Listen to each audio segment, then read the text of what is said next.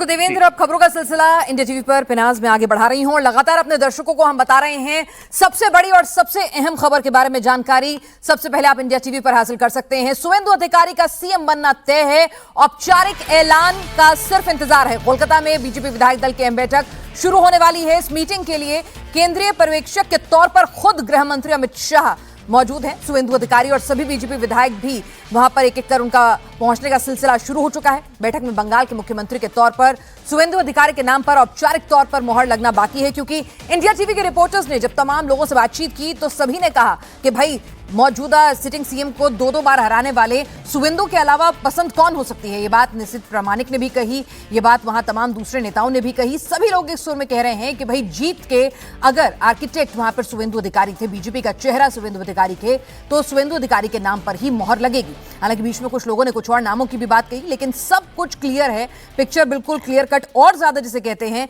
बिल्कुल तस्वीर साफ हो गई जब अमित शाह ने आज शुवेंदु अधिकारी की पीठ थपथपा के उन्हें बधाई दी। और भी नेता मौजूद थे, सबसे वो गर्मजोशी से मिले, लेकिन जिस तरह से पीठ थपथपाई अमित शाह ने तो उसके बाद पिक्चर बिल्कुल क्लियर थी, कोई इफ बट नहीं रह गया था। सीधे सीधे एक ही नाम था कि हाँ, शुवेंदु अधिकारी ही सीएम पद के मुख्य दावेदार हैं और वही होंगे। सिर्फ औपचारिक ऐलान है, कोई सीनियर लीडर उनके नाम का प्रस्ताव रखेगा और उसके बाद उन्हें औपचारिक तौर पर नेता चुना जाएगा और फिर वो राजभवन जाकर सरकार बनाने का दावा पेश करेंगे। और साथ ही एक और बड़ी खबर आपको बता दें, डिप्टी सीएम को लेकर भी तस्वीर अब साफ होती हुई नजर आ रही है। बंगाल में एक महिला डिप्टी सीएम बनेंगी।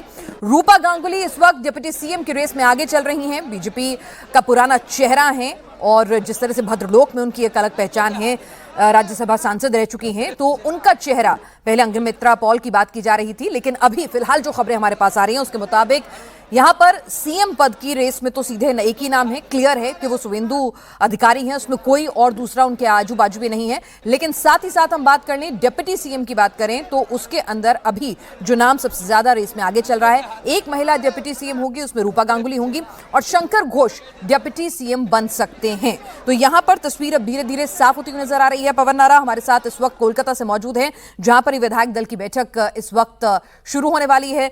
पवन, सभी लोग जिनके नाम मंत्रिमंडल के लिए या डिप्टी सीएम पद के लिए रेस में चल रहे हैं, एक सुर में कह रहे हैं नेता तो हमारा शुवेंदु है, यानी कि सीएम कौन होगा इसकी तस्वीर क्लियर हो गई है। अभी खबर आ रही है कि डिप्टी सीएम महिला जो होंगी उसमें रूपा गांगुली और डिप्टी सीएम दूसरे जो होंगे उसमें शंकर घोष का नाम। आपके पास क्या अपडेट? देखिए, रूपा गांगुली से हमारी बात हुई थी। उन्होंने कहा कि 2 मिनट इंतजार कीजिए, सब कुछ स्पष्ट हो जाएगा। जाते जाते सिर्फ एक सेंटेंस बोला था। पीछे से एक पत्रकार ने पूछ लिया कि क्या आप उप मुख्यमंत्री की दौड़ में हैं, तो भड़कने के अंदाज में बोली, वो तो मोदी जी जानते हैं, मोदी जी से पूछिए, मुझे नहीं पता है। ये कहते हुए वो आगे बढ़ी। तो कुल मिलाकर अभी इंतजार करना पड़ेगा। मेरे सूत्र अभी इस बारे में इस तरह की कोई जानकारी नहीं दे रहे हैं।